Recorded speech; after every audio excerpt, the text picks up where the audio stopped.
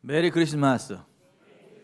12월은 즐거운 성탄절이 있는 의미 있는 달입니다.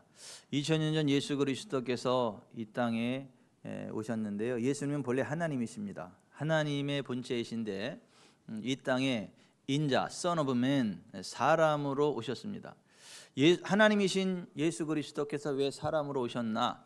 왜 오셔야만 했나? 그분이 어떠한 모습으로 이 땅에 오실 것인가? 이 땅에 오셔서 어떠한 일들을 이루실 것인가? 어느 지역에 오실 것인가? 그분이 행하시는 일들을 통해서 전 인류에게 어떤 일들이 있을 것인가? 그리고 예수 그리스도를 믿으면 어떠한 은혜를 누릴 수 있는가에 관한 내용들이 성경에 쭉 기록이 되어져 있거든요.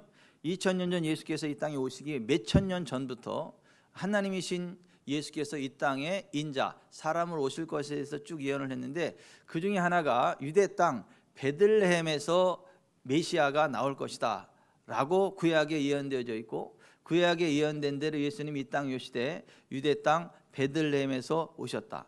경기도 오산시 필봉산에 오셨다, 병점에 오셨다, 그게 아니고 이스라엘 유대 땅 베들레헴에 예수 그리스도께서 오실 것이다라고 예언되어졌고, 예언된 대로 이 땅에 오신 분이 예수 그리스도라고 하는 것입니다.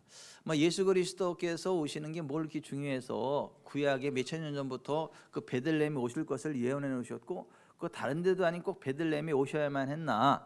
그 의미에 대해서 오늘 생각을 해 보려고 합니다. 누가복음 2장에 보면 유대 땅 베들레헴은 예루살렘 남쪽 8km 지점에 있는 곳이고요. 그 옛 지명이 에브닷입니다. 룻기에 나오는 유대 베들레헴이고, 라헬의 무덤이 있는 곳이고, 다윗의 조상 보아스와 오벳과 이세, 그리고 다윗을 배출한 동네입니다. 가장 중요한 것은 다윗이 그곳에서 왕으로 기름 부음을 받았다. 그래서 이 베들레헴을 데이비드 타운, 다윗의 동네라고 명명하기도 합니다.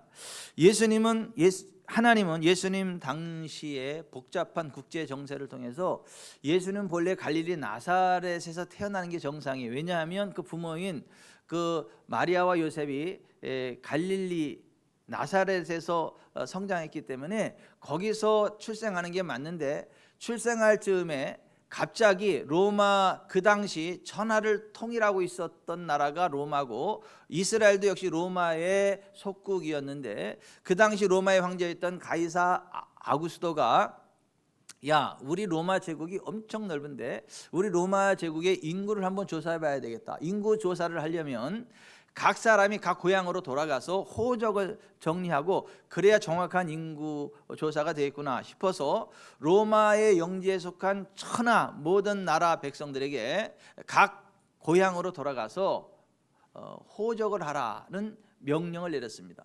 그래서 황제의 명을 따라서 이 예수님의 부모인 요셉과 마리아도 역시 요셉도 다윗의 후손이고 마리아도 다윗의 후손입니다.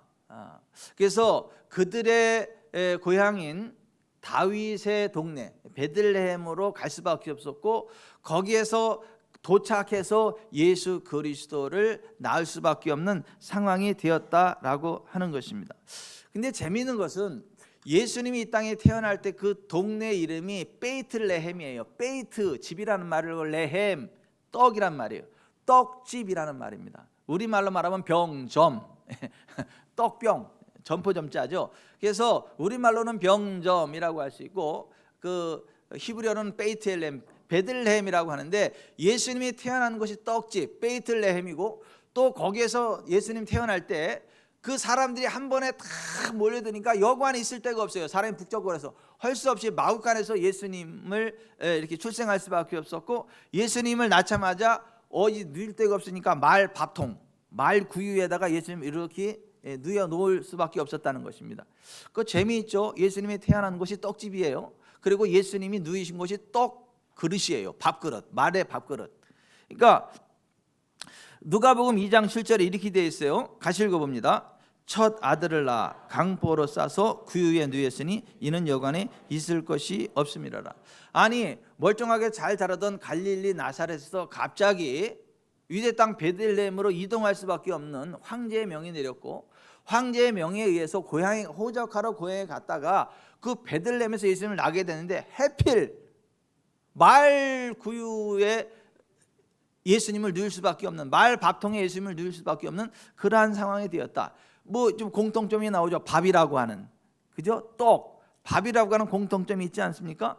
이게 어쩌다 보니까 그렇게 된 게 아니라 하나님께서 구약에 예수님이 이 땅에 생명의 떡으로 오실 것이고 그 생명의 떡을 의미하는 베이틀레헴이라는 지역에 올 것에 대해서 예언을 하셨고, 그 예언이 성취되도록 로마의 황제 가이사 아구스토에게 천하로 호적하라는 황제명을 내리게 하셨다라고 하는 것입니다. 그러니까 성경은 예수 그리스도가 어떤 분이시고 예수 그리스도를 어떻게 믿을 수 있고 예수 그리스도를 믿으면 어떠한 하나님의 은혜를 얻게 되고 어떠한 풍성한 삶을 살아가게 되는가에 관한 하나님의 구원 계시인데요, 예수 그리스도의 모습을 다각도로 표현하는 책이 사복음서거든요. 마태, 마가, 누가, 요한, 이 사복음서가 예수 그리스도에 관한 기록들인데 각각 강조하고자 하는 측면이 다 다릅니다. 하나님은 마태를 통하여서 임마누엘의 하나님으로 오신 예수 그리스도를 소개하고 있습니다.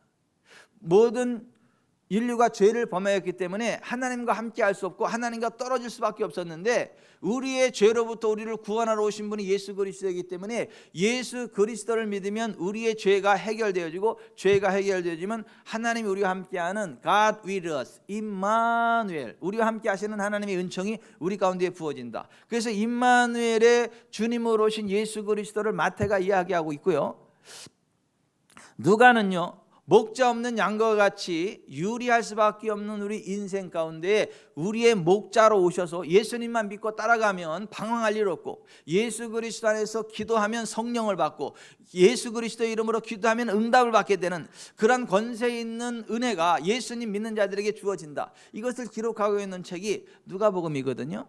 요한복음은 생명의 떡으로 오신 예수 그리스도를 집중적으로 보여주는데, 예수 그리스도가 생명의 떡이기 때문에 우리가 밥을 먹으면 생명을 얻게 되고 힘으로도 풍성한 삶을 살아가게 될 수 있는 것처럼, 생명의 떡으로 오신 예수 그리스도를 믿으면 생명을 얻게 하고 더 풍성한 삶을 얻게 된다. 그래서 요한복음 10장 10절에 예수님이 이렇게 말씀하시죠. 도둑이 오는 것은 도둑질하고 멸망시키려는 것뿐이요 내가 온 것은 양으로 생명을 얻게 하고 더 풍성히 얻게 하려 합니다. 여러분, 예수님 안에 생명이 있음을 믿으시기 바랍니다. 한 걸음 더 나아가 풍성한 삶이 있음을 믿으시기를 바랍니다. 그것을 기록해 놓고 있는 책이 요한복음이거든요. 그래서 요한복음은 메시아, 즉 그리스도는 갈릴리가 아닌 베들레헴에서 나온다는 것을 계속 강조하고 있거든요. 요한복음 7장 41, 42절에 이렇게 되어 있어요. 같이 읽어봅니다. 어떤 사람은 그리스도라 하며 어떤 이들은 그리스도가 어찌 갈릴리에서 나오겠느냐. 성경에 이르기를 그리스도는 다윗의 씨로 또는 다윗이 살던 베들레헴 떡집에서 나오리라 하지 아니하였느냐. 예수님이 갈릴리에서 그 부모님이 거기서 성장했고 예수님이 거기서 성장하니까 사람들은 예수님이 거기서 태어났다고 착각을 하는 거예요. 그런데 예수님이 태어날 때는 어디서 태어났어요? 베들레헴으로 잠깐 가서 거기서 태어나고 다시 왔단 말이죠. 왜 우리나라에서 멀쩡히 살다가 애 출산할 때 되면 미국에 원정 가서 미국에서 애 낳고 미국 국적 얻고 다시 한국 오는 그런 사람들도 있잖아요. 잠깐 태어날 때만 미국에서 태어나고 다시 오는 그런 사람들 있잖아요. 원치 않게 예수님이 그런 식으로 된 거예요. 태어날 때는 베들레헴에 가서 태어나고 다시 갈릴리에 와서 성장하게 된 그런 상황인데, 사람들은 그 이제 중간 이야기를 모르니까 예수님은 갈릴리 사람이라고 착각을 하는 거예요. 근데 그 태어난 것은 어디예요?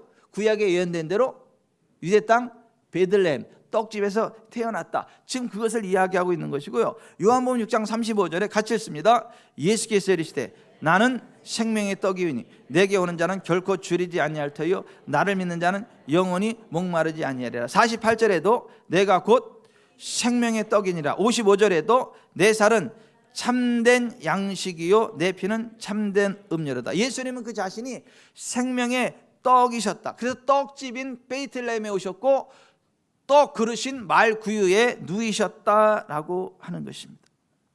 여러분, 예수님이 우리의 생명의 떡임을 믿으시길 바랍니다.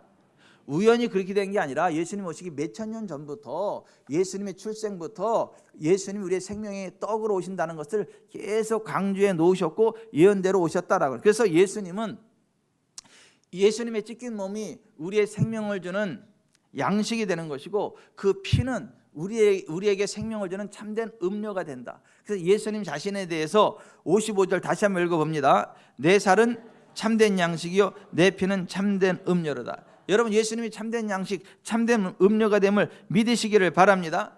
예수 그리스도께서 이 땅에 오신 그 자체가 하나님이 우리를 돌보신다는 이야기이고, 예수 그리스도를 통해서 우리에게 주시고자 하는 하나님의 은혜는 생명과 풍성한 삶이다 라고 하는 것입니다. 여러분, 해바라기는요, 왜 해바라기죠? 해를 바라보니까 해바라기죠. 근데 해바라기가 아무리 튼실한 씨앗이어도, 아무리 좋은 땅에서 싹이 나도요, 해가 없으면 자라요, 못 자라요? 열매 맺어요, 못 맺어요?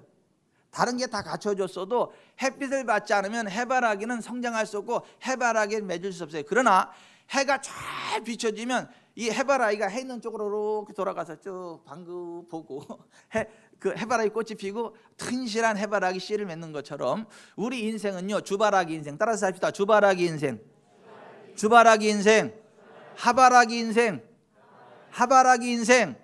하나님을 바라볼 때, 주님을 바라볼 때 우리가 꽃이 피고 열매를 맺고 풍성한 삶을 살아가게 된다는 걸 믿으시기를 바랍니다. 근데 아무리 해바라기가 씨 같은 실에도 햇빛이 비춰지면 살 수 없는 것처럼, 하나님이 우리에게 그 은혜를 비춰주지 않으면, 하나님에게 말씀해 주시지 않으면, 하나님이 함께 하시지 않으면 재미없는 게 인생이에요. 퍽퍽한 게 인생이에요. 기쁨이 없는 게 인생이에요. 돈 많다고 행복한 거 아니에요. 몸 건강하다고 행복한 거 아니에요. 애들 잘 나간다고 행복한 거 아니에요. 다른 게 다 갖춰 있어도 하나님의 임재가 없으면, 하나님과 대화가 통하지 않으면 뭔가 허전한 게 인생이에요. 따라서 하십시다. 돈이 많고 잘 나가고 애들이 잘 나가고 부족한 게 없어도 하나님과 통하지 않으면 허전한 게 인생이다. 맛없는 게 인생이다. 재수없는 게 인생이다. 그래서 정말 다 갖춰져 있어도요, 보세요, 우리가 볼 때는 참 행복할 것 같아요. 돈 많지, 집 좋지, 애들 잘 나가지, 건강하지, 뭐 높은 관제에 올라가지. 근데도 재미가 없어요. 그러니까 마약하는 거예요. 그러니까 술 먹는 거예요. 한 잔 또 한 잔을 마셔도 취하는 건 마찬가지. 사장님 왜 이러세요? 뭘 부족한 게 있다고? 사장님이 돈이 없어요, 이쁜 아내가 없어요, 애들이 없어요, 회사가 없어요. 뭐가 그렇게 슬퍼서? 몰라. 아니, 부족할 게 하나도 없는데 그렇게 허전해. 그게 인생이에요. 왜냐하면 사람은 영적인 존재이기 때문에 하나님으로만 채워질 수 있는 그 영적인 부분이 있어가지고, 다른 게 다 채워줘도 하나님의 임재가 없으면, 하나님과의 교통함이 없으면 허전한 게 인생이라는 거예요. 슬픈 게 인생이에요. 그래서 연예인들이 다 갖춰놓고도 맨날 그 마약하고 술 먹고 바람 피우고 막. 근데 하나님 만나면요, 바람 안 피우기도 하고 못 피우기도 해. 왜냐하면 하나님의 은혜가 너무 기뻐가지고 바람 피울 낚시 없어. 재미가 없어. 하나님의 은혜가 너무 기뻐가지고. 그리고 하나님이 무서워서도 바람을 못 펴. 그 거듭난 하나님의 자녀가 바람 피우고 그러면 하나님이 그냥 안 놔두거든. 그냥 2단 옆차기로 날려버리거든. 그게 무서워가지고 바람을 절대 못 펴. 그래서 김목순이는 안심해도 되겠어요. 제가 절대 바람을 안 피우기도 하고 못 피우기도 해. 하나님이 무서워가지고, 하나님이 기뻐가지고. 근데 보세요, 정말 모든 게 다 갖춰져 있어도 하나님의 임재가 없으면 허전한 게 인생이에요. 하나님과 교통할 수 없으면 허전한 게 인생이에요. 여러분, 구약의 맨 마지막 선지자가 말라기거든요. 근데 말라기 선지자 이후에 400년 동안 하나님이 이스라엘 백성들에게 한마디도 안 하셨어. 하나님의 말씀이 없어요. 그러니까 너무 허전해. 그러니까 하나님이 인류에게 말씀을 안 하니까 너무 허전해. 그래서 그때 불교가 태어난 거예요. 그때 중간기에 불교가 그때 태어난 거예요. 또 이런저런 막 만이견이 이런저런 사이비 종교들이 횡행하게 된 거고요. 하나님 찾아 산만리 막 헤매지만은 하나님을 만나지 못하고 인생이 너무 곤고한 인생이네요. 근데 400년 만에 하나님의 음성이 들렸어요. 그게 침례 요한이에요. 말씀이 육신이 되어 우리 가운데 오신 분이 예수 그리스도예요. 첫 마디가 뭔지 아세요? 회개하라, 천국이 가까웠느니라. 따라서 합시다. 회개하라, 천국이 가까이 왔느니라. 회개하라, 천국이 가까이 왔느니라. 죄로부터 돌이켜서 하나님을 환영해야 하나님의 임재가 부어진다는 거예요. 여러분, 하나님이 아무리 우리를 사랑하셔도요, 하나님 우리에게 아무리 복을 주시고 싶어도요, 우리가 하나님을 등지고 죄의 길로 가면 하나님을 만날 수 없어요. 근데 죄로부터 돌이켜서 하나님을 딱 바라보면 그때 하나님의 임재가 부어져요. 하나님의 성령이 임하셔요. 하나님의 음성이 들려지기 시작을 해요. 그래서 성경은 말해요. 마음이 청결한 자는 복이 있나니 그들이 하나님을 볼 것이며. 따라서 하십시다. 마음이 청결한 자는 복이 있나니 그들이 하나님을 볼 것이며. 하나님은 마음이 청결한 자들에게만 보여요. 할렐루야. 그럼요. 아니 왜 치신데? 하나님은 마음이 청결한 자들에게만 보이신다. 아무리 맛이 있어도요, 혀에 미각 세포가 죽어버리면 아무리 맛있는 걸 먹어도 맛을 못 느껴요. 맛이 없는 게 아니라 맛을 못 느껴요. 그죠? 아니 보이지는 않지만 맛이 있잖아요. 달콤한 맛, 고소한 맛, 쓴 맛, 신맛, 짜릿한 맛 있잖아요. 근데 이게 미각세포가 고장이 내면 맛을 못 느껴요. 그죠? 맛을 못 봐요. 그런 식으로 살아계신 하나님은 마음이 청결한 사람만 보게 되지, 마음이 더러운 사람은 하나님을 볼 수 없어요. 혀의 미각 신경이 살아있는 사람만 맛을 보지, 혀의 미각 신경이 죽은 사람은 맛을 못 봐요. 맛이 없는 게 아니고.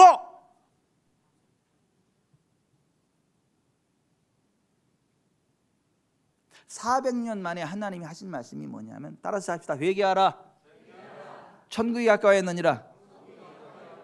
천국이라는 말은 하나님의 임재라는 말과 같은 말이에요. 하나님의 통치하심, 하나님의 다스리심, 하나님의 임재하심.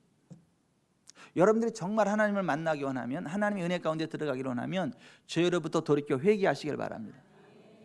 죄악 가운데 있으면 하나님 못 만나요. 죄로부터 돌이키셔야 돼요. 하나님 바라보셔야 돼요. 그래야 하나님을 만나게 됩니다. 그래서 400년 만에 이 땅에 말씀이 육신이 되어 우리 가운데 오신 분이 예수 그리스도이세요.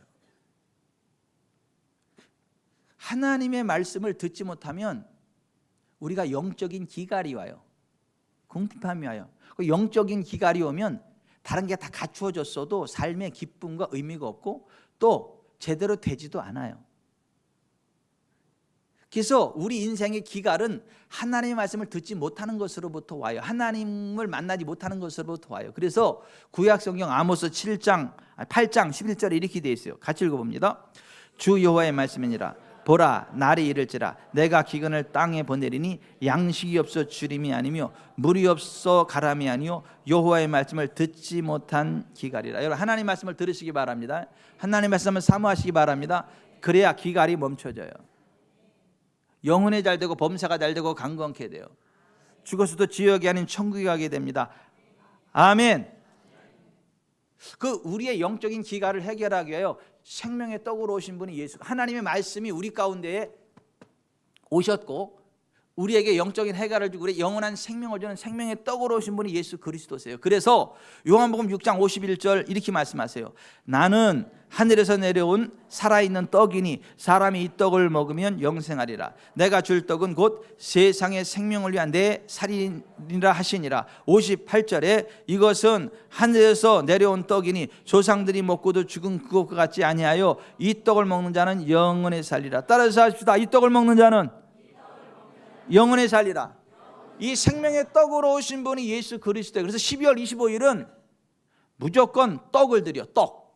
왜? 생명의 떡으로 오신 예수 그리스도를 기념하라고, 기억하라고. 이번 성탄절에도 떡이나 갑니다. 떡 먹을 분 오세요. 수요일 날 성탄절 때 떡을 줍니다.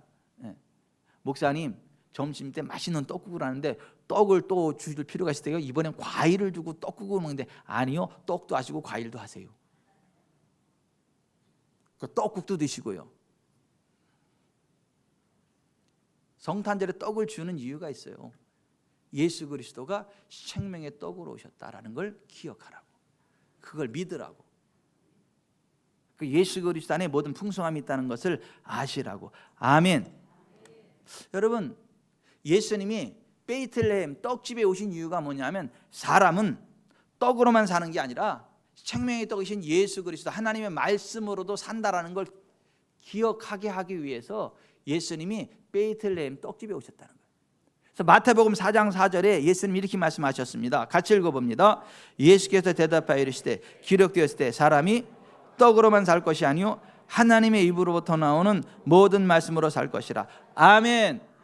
여러분, 육신은요 떡을 먹고 살지만은요 우리의 영혼은요 하나님 말씀 먹고 삽니다. 그 영혼에 살면요 육체도 건강해지고요, 삶의 환경도 열려지고요, 하나님의 권능이 임하고요, 기동삼의 권세가 임하고요, 천국 들어가는 걸 믿으시기를 바랍니다. 그래서 환자의 방황은 실력 있는 의사를 만나면 끝이 나고, 노처녀의 방황은 좋은 신랑을 만나면 끝나고, 인생의 방황은 생명의 떡이신 예수님을 만나면 끝이 납니다. 그래서 예수님 만나야 돼요. 헤매이지 말고 여러분 예수님 만나시길 바랍니다. 인생의 방황이 끝나시길 바랍니다. 예수님 믿고서도 여전히 방황하는 사람은 시원찮은 교회를 다녀서 그래. 좋은 교회를 만나면 성도의 방황이 끝나요. 근데 그 교회가 우리 교회였으면 좋겠어. 네? 성도들의 방황이 끝나는 그 좋은 교회가 우리 지구촌 사랑교회였으면 좋겠어요. 네. 전 지구촌에서 기도받으려고 쭉 나래비를 서가지고 끝이 안 보일 정도로 쭉 대기하게 되는 교회가 지구촌 사랑교회가 될 거라고 하나님이 우리 교회 어떤 분에게 꿈으로 말씀하셨다고 하던데, 미리미리 기도 받으세요. 전 세계에서 이렇게 줄쓸 정도면 여러분들 손 댈 시간이 없어. 진짜 여러분, 환자의 방황은 좋은 의사 만나면 끝나잖아요, 그죠? 노처녀의 방황은 진짜 좋은 신랑 만나면 끝나잖아요. 인생의 방황은 예수 그리스도를 만나면 끝나는 거예요. 그 예수님을 만나면 결코 줄이지 않고 목마르지 않는 인생으로 바뀌어지기 때문입니다. 그래서 요한복음 6장 35절에 예수님 이렇게 말씀하셨어요. 같이 읽어봅니다. 예수께서 이르시되 나는 생명의 떡이니 내게 오는 자는 결코 줄이지 아니할 터이요 나를 믿는 자는 영원히 목마르지 아니하리라. 다시 한번, 예수께서 이르시되 나는 생명의 떡이니 내게 오는 자는 결코 줄이지 아니할 터이요 나를 믿는 자는 영원히 목마르지 아니하리라. 아멘. 여러분, 이 말씀이 등장하는 배경이 뭔지 아세요? 이 말씀이 등장하는 배경, 그 앞에 어떤 내용이 나오느냐 하면, 열병으로 죽어가던 자기 아들을 고쳐달라는 왕의 신하가 자기 아들이 열병 걸려 죽어가는데 고칠 의학적인 방법이 있어요. 그래서 예수님을 찾아왔어요. 그때 예수님이 가라, 내 아들이 살아있다. 그 한마디에 그 왕의 신하의 아들이 살아났어요. 또 베데스다 연못에 38년 동안 누워있던 환자가 예수님이 네가 낳고자 오느냐? 일어나 내 자리를 들고 걸어가라. 그 말씀 한마디에 38년 된 오래된 병이 그냥 한순간에 끝나고 치료돼 버렸어요. 아멘. 이런저런 모든 환자들을 다 치료해 주셨어요, 예수님이. 그래 놓고 나서 요한복음 6장 1, 2절에 이렇게 돼 있어요. 그 후에가 그런 얘기예요. 환자들을 다 치료해 놓으시고 그 후에 같이 읽어봅니다. 그 후에 예수께서 디베랴의 갈릴리 바다 건너편으로 가시매 큰 무리가 따르니 이는 병자들에게 행하시는 표적을 보았음이라라. 이 병자들이 다 치유되는 모습을 보고 사람들이 예수님한테 우르릉 쾅쾅 쉐쉐쉐 몰려들었단 말이에요. 근데 얼마나 많이 몰렸는지, 남자만 5,000명이야. 여자와 아이들까지만 25,000명 정도 돼요. 그들에게 하나님 나라 복음을 전하고 나서 저녁이 됐는데 꼬르륵 전화 왔어요. 배고파 죽겠다고 전화 왔어요. 이 뱃속에서 막 너무 배고파하는 거예요. 그랬더니 제자들이 뭘 좀 사 먹게 하라 그랬더니 너희들이 먹을 것을 주어라. 없는데요. 그랬을 때에 한 소년이 버릇떡 사서 물고기 2마리를 가지고 와. 그래서 그걸 예수님 손에 드렸더니 예수님이 그걸 가지고 감사기도 하시고 띄워주는데, 띄워주면 또 나오고, 띄워주면 또 나오고, 띄워주면 또 나오고, 띄워주면 또 나오고, 띄워주면 또 나오고, 계속 나오는 거예요. 그래서 남자만 5,000명, 여자와 아이들까지 25,000명 되는 사람들 다 배불리 먹게 하고도 12광줄이 남게 거두었어요. 12광줄이가 왜 남은지 아시죠? 네. 그 예수님께 보리떡 5개와 물고기 2마리를 바친 그 소년네 집에 갖다 주라고 12 제자가 한 광주리 있을 때 어깨에 짊어지고 그 소년네 집에 갖다 주고 오라고. 그래서 12광줄이 남은 거예요. 따라서 합시다. 주님과 주님의 복음을 위하여 버린 것들에 대하여 현세에서 100배를 받고 내세에서 영생을 받지 못할 자가 없느니라. 그 소년네 집에 갖다 주라고 12광줄이 남게. 예수님이 계산을 잘못해가지고 이게 오바 지출된 게 아니고 정확하게 그 오병이어의 기적을 일으키셨거든요. 그리고 나서 예수님이 이렇게 말씀하셨어요. 그 모습을 본 사람들이 예수님께 막 우르르 몰려왔단 말이에요. 또 더 많이 몰려왔어요. 그때 예수님이 그들에게 이렇게 말씀하세요. 요한복음 6장 26, 27절에 같이 읽어봅니다. 예수께서 대답하여 이르시되 내가 진실로 진실로 너에게 이르노니 너희가 나를 찾는 것은 표적을 본 까닭이 아니요 떡을 먹고 배부른 까닭이로다. 썩을 양식을 위하여 일하지 말고 영생하도록 있는 양식을 위하여 하라. 이 양식은 인자가 너희에게 주리니 인자는 아버지 하나님께서 인치신 자니라. 썩을 양식을 위하여 일하지 말고 영생하도록 있는 양식을 위하여 일하라는 이 말씀. 그러니까 제자들이 그럼 무슨 일을 해야 되지? 이런 생각이 드는 거예요. 그래서 예수님께 그들이 묻습니다. 28절, 우리가 어떻게 해야 하나님의 일을 하오리까? 예수님 이렇게 말씀하십니다. 하나님께서 보내신 일을 믿는 것이 하나님의 일이니라. 그들이 다시 묻습니다. 그러면 우리가 보고 당신을 믿도록 행하시는 표적이 무엇이니까? 하시는 일이 무엇이니까? 기록된 바 하늘에서 그들에게 떡을 주어 먹게 하셨다함과 같이 우리 주상들은 광야에서 만나를 먹었나이다. 예수님 다시 말씀하십니다. 예수께서 이르시되 내가 진실로 진실로 너에게 이르노니 모세가 너희에게 하늘로부터 떡을 준 것이 아니라 내 아버지께서 너희에게 하늘로부터 참 떡을 주시나니 하나님의 떡은 하늘에서 내려 세상에 주는 생명을 주는 것이니라. 그들이 또 말합니다. 주여 이 떡을 항상 우리에게 주소서. 이때 예수님이 하신 말씀이 요한복음 6장 35절에 같이 읽어봅니다. 나는 생명의 떡이니 내게 오는 자는 결코 줄이지 아니할 테요 나를 믿는 자는 영원히 목마르지 아니하리라. 아멘. 자, 여기 좀 보세요. 이스라엘 백성들이 아무것도 없는 광야를 지날 때에 하나님 말씀에 순종했더니 하늘에서 만나가 내려요. 반석에서 물이 나와요. 고기를 먹고 싶으면 사방에서 부흥의 동풍이 불어가지고 사방에 매출하기 때문에 우르릉 꽝꽝 쉐쉐쉐 그냥 막 사방에 1m 이상 쌓여버려. 그래가지고 모든 필요가 다 채워지는 삶을 살아가. 젖과 꿀이는 가나안 땅에 들어갈 때는 땅에 풍성한 소출을 내가지고 먹어 배불러서 콧노래를 부르며 하나님을 영화롭게 하는 풍성한 삶을 살아가게 했어요. 그러니까 광야에 있던 젖과 꿀이는 가나안 땅에 있던 하나님이 함께하면 모든 필요도 넉넉히 채워지는데, 반대로 하나님의 말씀을 듣지 않으면 광야에서는 당연히 말라 죽고 젖과 꿀이는 가나안 땅일지라도 하늘이 닫히고 비를 내리지 않아서 말라 죽어. 환경이 중요한 게 아니고 하나님이 함께하느냐 안 하느냐가 중요합니다. 여러분의 인생이 광야와 같이 아무리 퍽퍽해도요 하나님이 함께하면요 하나님의 공급하심이 주어지는 걸 믿으시길 바랍니다. 제발 좀 환경 바라보고 일희일비하지 마세요. 목사님, 사방을 둘러봐도 아무것도 없어요. 광야예요. 굶어 죽을 것 같아요. 목말라 죽을 것 같아요. 고기 먹고 싶은데 사 먹을 돈이 없어요. 아니요, 하나님이 함께하면 하늘에 만나가 내려요. 반석에서 불이 나와요. 사방에 메추리가 몰려와서 그냥 디리디리 살찔 정도로 먹을 수 있을 정도로 그냥 그 단백질이 공급이 돼요. 고기 공급이 돼요. 아멘. 광야에 있는 사람은 이병천 목사한테 밥을 사세요. 좋은 일이 있습니다. 또 목사가 또 밥 먹고 싶어서 저런다. 아니요, 보시다시피 턱이 와가지고 나도 다이어트 해야 돼. 다이어트. 그래도 제가 먹어주는 거예요. 왜요? 그래야 성도들이 복을 받으니까. 밥 먹으면서 목사가 하는 말 그게 농담처럼 그냥 지치는 말 같아도 그걸 믿음으로 받으면요 그대로 되는 역사가 나타납니다. 그러니까 힘들면 저기 갈고니 용한 데 찾아가지 말고 오산시 회산비로 78에 찾아와가지고 전 복채도 안 받아 와서 이렇게 하세요. 제가.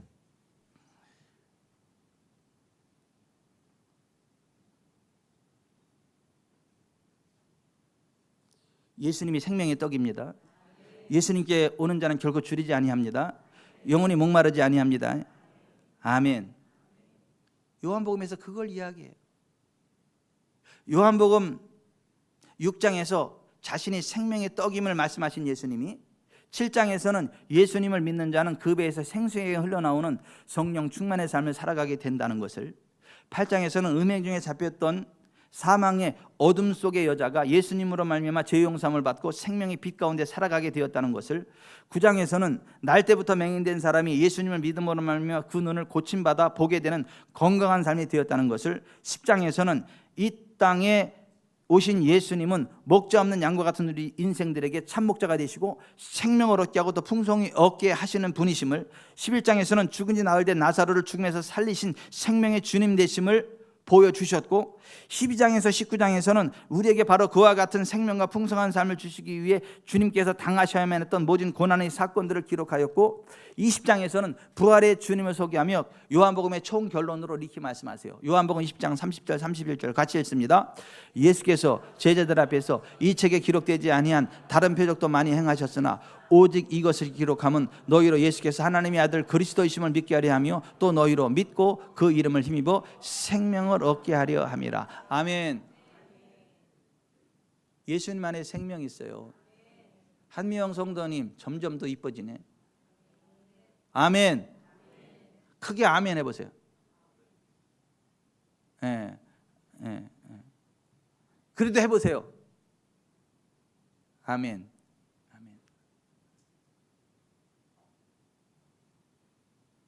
예수님 안에 생명이 있어요. 제가 왜 아멘 하라냐면 목이 자유롭게 될 거니까 아멘 하라고 하는 거예요. 분위기 파악 못하고 내가 지금 목이 불편한데 또 아멘 하라고 그런다 그러지 말고 하나님이 내 목을 자유케 하시는구나. 그래서 믿음으로 아멘 할 때 이게 자유케 되는 거예요.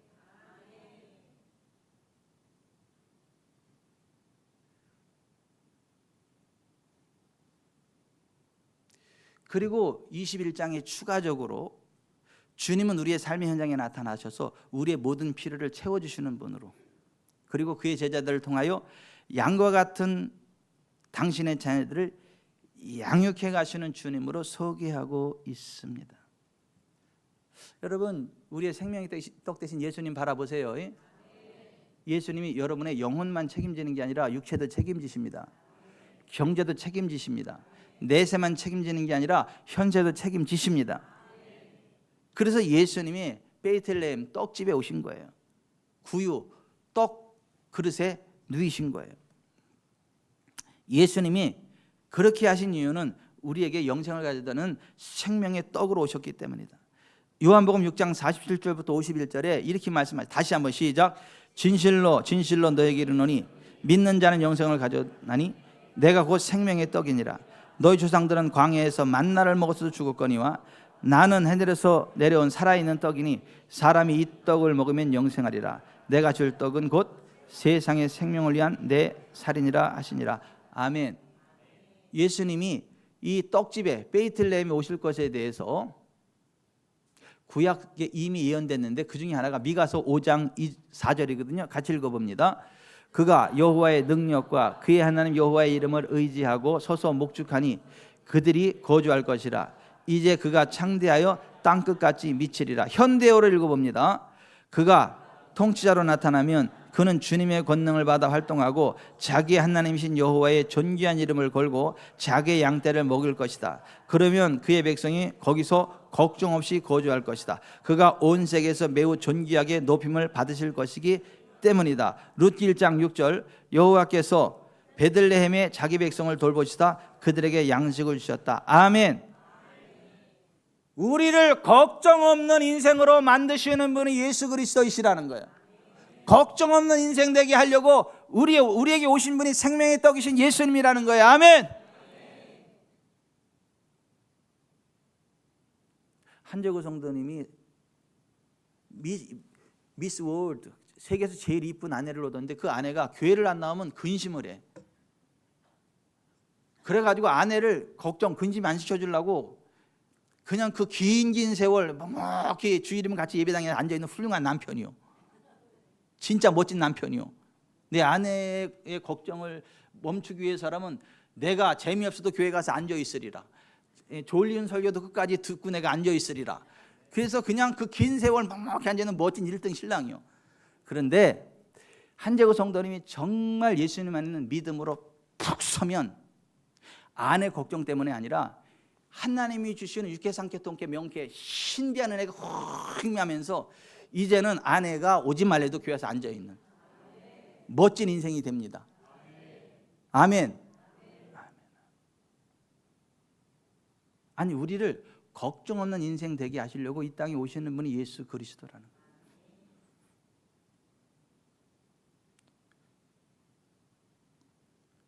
사실 지금까지 이런저런 수많은 걱정거리들이 있었는데 그게 해결되고 지금까지 죽지 않고 온 거는 옆에 이쁜 그 마누라가 기도해서 그래. 기도해서 그래. 기도해서.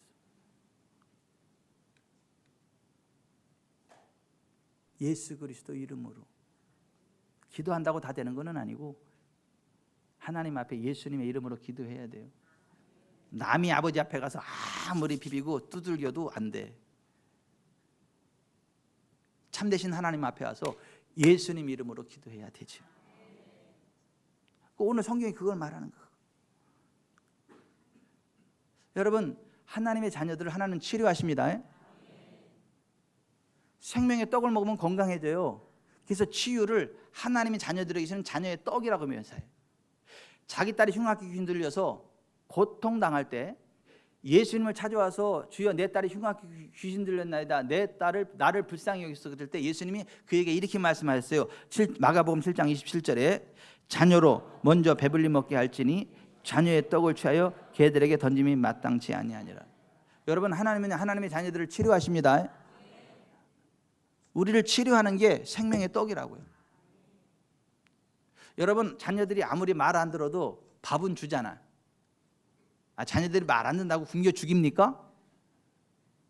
아니 혼낼 때 혼내더라도 밥은 주잖아요. 아니에요? 하나님은요 하나님의 자녀들에게 주시는 그 치유가 떡이라고 떡, 밥이라고 밥. 그러니까 내가 지금 하나님 마음에 안 들어도 하나님은요 나를 먼저 치료해놓고 야단쳐도 야단치십니다. 그 생명의 떡을 드세요. 치유의 떡을 드세요. 그걸 아프지 마세요. 건강하게 사세요. 예수님은 나의 치유의 떡입니다. 아멘 할렐루야. 그러면 그냥 연약함이 떠나갑니다. 질병이 떠나갑니다. 걸어가 뛰어도 곤비치 않는 에너자이저 인생이 돼. 의학을 초월하는 하나님의 신성한 치유가 임해요.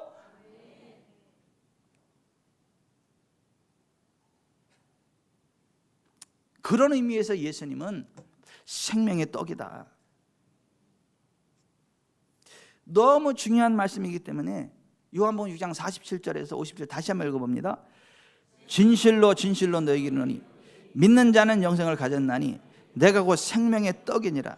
너희 조상들은 광야에서 만나를 먹었어도 죽었거니와 나는 하늘에서 내려온 살아있는 떡이니 사람이 이 떡을 먹으면 영생하리라. 내가 줄 떡은 곧 세상의 생명을 위한 내 살이니라. 아멘. 구약의 만나, 이스라엘 백성들이 광야에서 만나를 먹었잖아요. 그죠? 하지만 그걸 먹는다고 영원히 사는 건 아니잖아요. 근데 그거는 모델 만나야 모델 만나. 레알 만나는 예수님이다 이 얘기예요. 여러분 좋은 아파트 질 때 모델 하우스 먼저 짓잖아요. 모델 하우스. 그죠? 진짜 아파트를 짓기 전에 모델 하우스 먼저 짓잖아요. 그 모델 하우스가 진짜 아파트에 있는 기능을 그대로 살려가지고 앞으로 지어질 아파트는 이런 기능을 가지고 있습니다라는 걸 보여주잖아요. 그죠? 근데 그거는 허스름하게 짓잖아요. 부셔버릴 거니까. 그죠? 그 모델 하우스하고 진짜 레알 아파트하고 어떤 게 좋아요? 모델이 더 좋아요? 레알이 더 좋아요?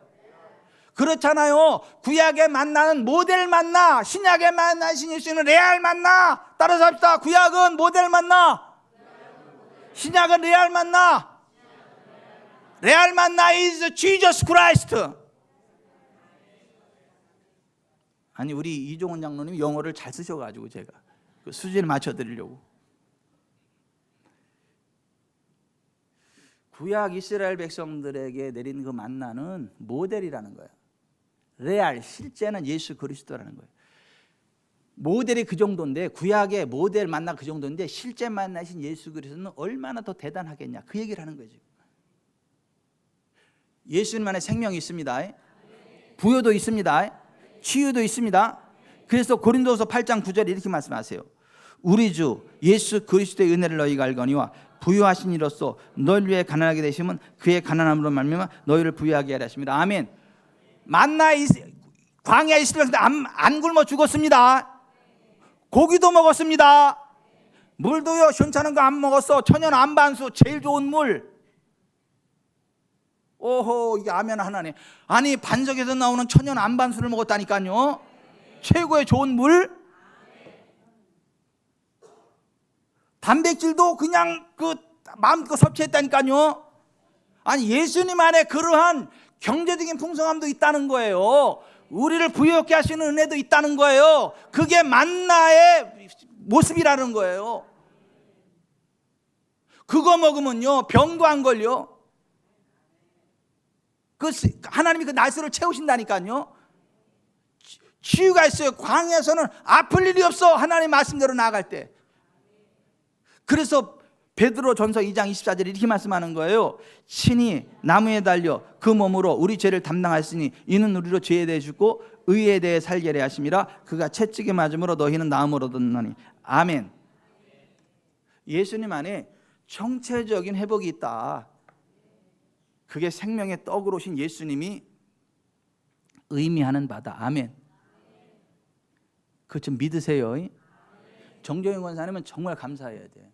왜냐하면 젊었을 때 하나님을 얼마나 뜨겁게 사랑하고 저 미쳤나 할 정도로다 막 하나님을 뜨겁게 사랑했는데, 하나님이 그것을 너무너무 기뻐가지고 복을 줘야 되겠는데, 이게 포커스가 핀트가 빗나가면 못 받아 그거를. 그래서 그 핀트를 정확히 맞춰 정조주내는 교회로 끌어준 거예요. 위대한 하나님의 전사 양실례를 통하여 하늘나라 갈 때까지 영혼이 잘 되고 범사가 잘 되고 간 건 엄청난 복이 있을 거예요.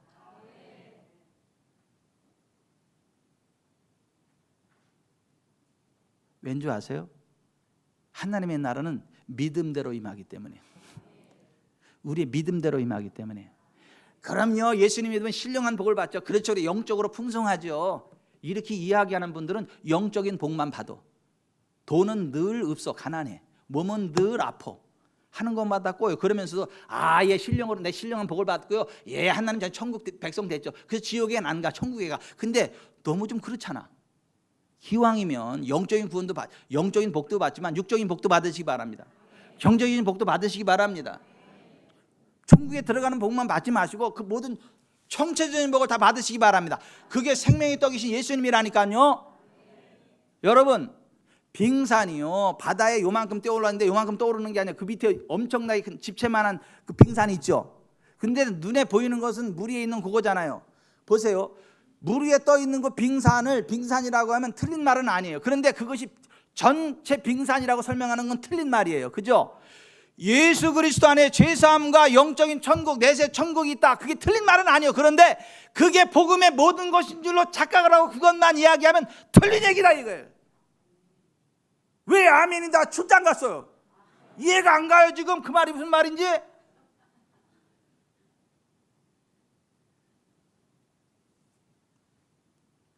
한때 성실한 자매 청년으로 10년 넘게 신앙생활을 했지만 기쁨이 없었고 형식적인 기독교인으로 살아가던 한 자매 청년이 우리 지구촌 사람께 출석하게 되고 3년이 지나가는데, 주님이 주시는 복은 선택된 특별한 사람만 받는 것이 아니라 주님을 믿는 모든 사람들에게 동일하게 적용된다는 것이 큰 충격으로 다가갔답니다.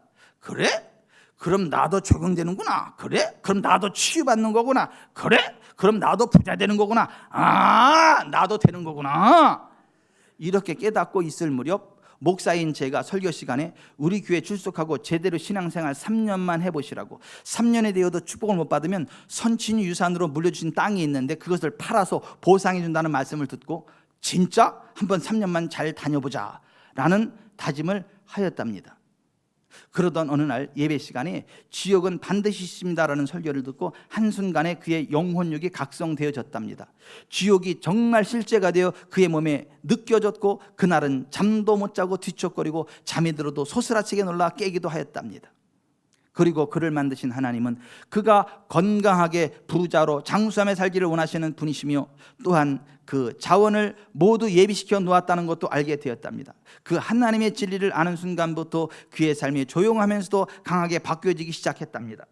그 결과에 대하여 그는 이렇게 간증하였습니다. 첫째, 건강해졌습니다. 둘째, 물질이 회복되어졌습니다. 셋째, 다른 사람을 평가하고 비판하지 않는 사람이 되었습니다. 넷째, 날이 갈수록 더 잘 되어지고 윤택해지는 평안한 삶을 살아가고 있습니다. 그 후 그 자매 청년이 제가 알고 있기로 전 세계 최강 멋진 1등 믿음의 신랑감을 만나 아름다운 믿음의 교제를 나누게 되고 믿음 안에서 결혼 예비 학교를 진행하고 드디어 결혼을 하였는데 허니문 베이비로 보석 같은 쌍둥이 아들 둘을 얻었고 지금은 모두가 부러워하는 믿음의 달라는 가정을 이루고 있음을 봅니다. 그 믿음의 자매 청년이 김지연 집사, 그 세계 1등 신랑이 박정현 집사. 어디 있어? 여기. 그리고 보석 같은 쌍둥이가 좀 교육관에서 지금 예배드리고 있어. 시온이 이한이.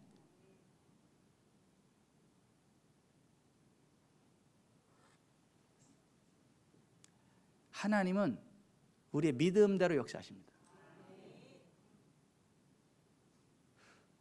하나님의 언약을 정확히 알고 정확히 믿어야 정확히 복을 받아요. 봉담에 아무리 많은 땅이 나한테 유산으로 내려와 있어도 내가 그것을 나의 것이라고 모르면 나와 상관없는 거예요. 그걸 알고 유산을 받아야 되게 되는 거예요. 그리스도 예수 안에서 그 총체적인 구원의 은총이 우리의 것으로 약속되어 있어도, 우리의 유업일지라도 우리가 그걸 정확히 알고 믿음으로 상속받아야만 우리의 것이 돼. 여러분, 아무리 많은 상속이 있어도요, 유산이 있어도요, 동의하고 받지 않으면 됩니까 안 됩니까?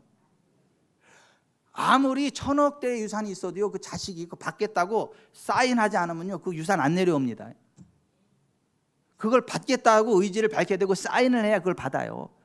영적 유산도 마찬가지예요. 여러분, 그리스도 예수 안에 있는 그 정체적인 하나님의 유산이 여러분의 것이 되시길 바랍니다. 그걸 받아들이시길 바랍니다. 그래서 지구촌 사랑교회가 이 땅에 태어난 거예요. 그걸 좀 똑바로 알고 똑바로 가르쳐 똑바로 복을 받고 똑바로 하나님이라는 똑바른 하나님 백성들 만들어내라고 세운 교회가 지구촌 사랑교회예요. 하여튼 복은 있어가지고 여기 앉아 계시네. 옆에 분한테 그랬어요. 복은 있으셔가지고 이 자리에 계시네.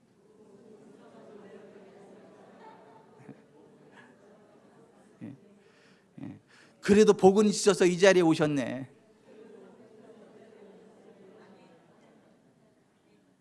아멘.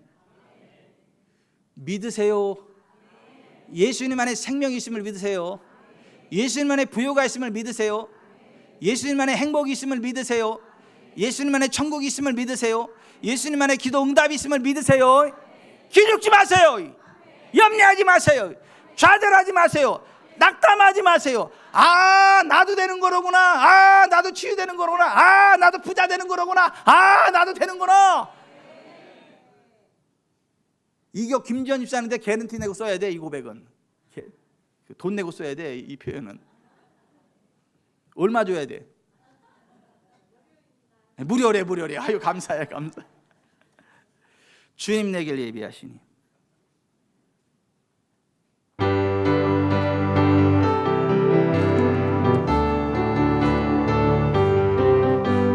주님 내 길 예비하시니 나 기뻐합니다.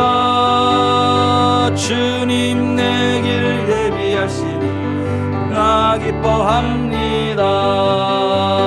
여호와 이레 여호와 이레 주님 내 길 예비하시니 여호와 이레 주님 내게 평화 주시니 나 기도합니다. 주님 내게 평화 주시니 나 기도합니다. 여호와 샬롬 여호와 샬롬 주님 내게 평화 주시니 여호와 샬롬 주님 내게 승리 주시니 나 찬송합니다. 주님 내게 승리 주시니 나 찬송합니다. 여호와 니시 여호와 니시 주님 내게 승리 주시니 여호와 니시 주님 나를 치료하시니 참 감사합니다. 주님 나를 치료하시니 참 감사합니다. 여호와 라파 여호와 라파 주님 나를 치료하시니 여호와 라파 주님 나를 사랑하셨네 날 구원하셨네 주님 나를 사랑하셨네 날 구원하셨네 할렐루야 아멘 할렐루야 아멘 주님 나를 사랑하셨네 할렐루야 아멘 가슴에 손을 얹으세요. 가슴에 손을 얹으시고 눈을 감으세요. 큰 빙산이 바다 위에 떠 있을 때 물 밖으로 드러난 부분은 너무나 작은 부분이지만 바다 밑에는 산만한 얼음이 숨겨져 있어요. 사람들은 예수님 믿으면 천국 간다는 것 정도는 다 알아요. 예수님 안에 죄사함이 있다는 것 정도는 다 알아요. 누구에게나 보여요, 그 부분은. 그런데 바다 밑에 있는 더 큰 부분을 보지 못해요. 예수님 안에 치유가 있어요. 부요가 있어요. 기도 응답의 권세가 있어요. 모든 귀신을 멸하는 권세가 있어요.